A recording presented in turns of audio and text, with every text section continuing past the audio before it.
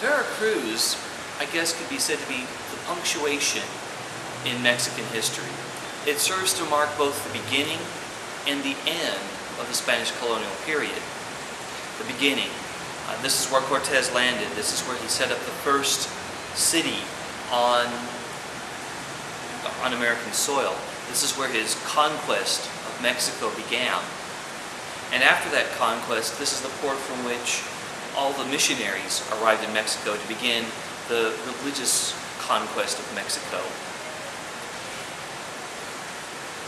After the Spanish military conquest, Spanish culture flowed throughout this area. The language, new ingredients like pork and beef, and the new religion, Christianity, spread throughout this land. But at the same time, the native elements here, in words, in new food ingredients for the Europeans, such as tomatoes and corn, and their ideas mingled with the Spanish ones and created a fusion culture that was neither entirely American nor entirely European. And really in Mexico, this is perhaps one of the least European places in the Spanish conquest. Well, over time, one of the changes that happened in Mexico was the creation of a social structure based on race. At the bottom were slaves and Indians, and then various degrees of social stratus until finally we hit the whites who were born here, the criollos, and then above them, the peninsulares, white men that were born in Spain. And this social stratus created a tremendous amount of friction.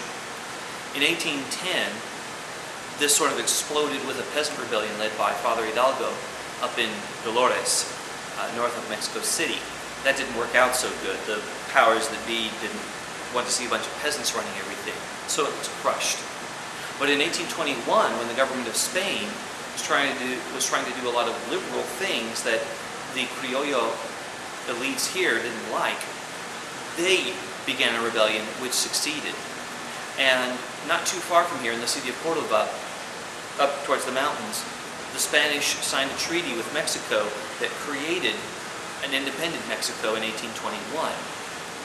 Well, Mexico was led by an emperor, Agustín Iturbide, but he was not so popular. And in 1823, General Antonio López de Santa Anna, here in Veracruz, rose up in rebellion to go fight against Iturbide and overthrow him.